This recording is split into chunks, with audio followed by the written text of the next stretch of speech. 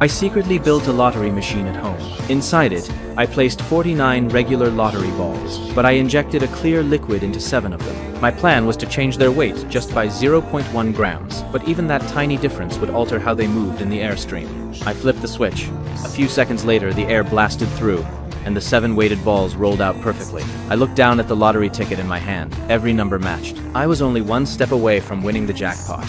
The next thing I needed was the key to the lottery ball case, so I went to see Jerry, one of the staff members, and told him the company needed the keys for a promotional event. Jerry looked nervous and told me he couldn't hand over the keys unless the boss or a government inspector was present. He refused. Furious, I went home and smashed the lottery machine. I waited for the magician outside the theater. I told him I wanted to know the secret, how he switched those balls right under everyone's nose. He told me it took teamwork. When I asked how the team worked, he reminded me we only had a few minutes. I immediately pulled out my wallet and offered to pay for his time.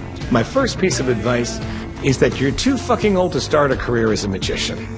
But, I'll give you a few tips.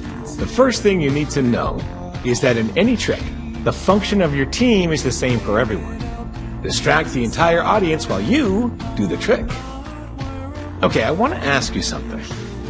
Last night, while you were watching the ping pong ball trick, were you looking at the fish tank?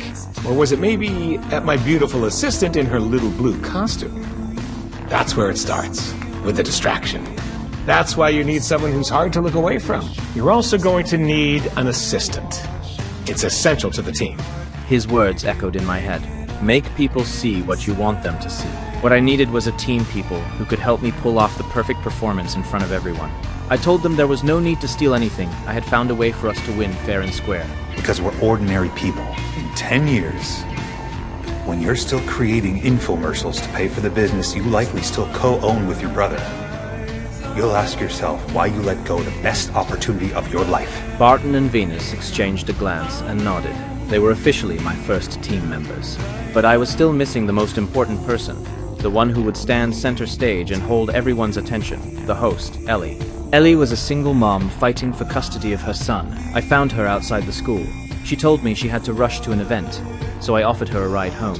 Once we got there, I finally laid out my plan. Do you want to earn 5 million pesos?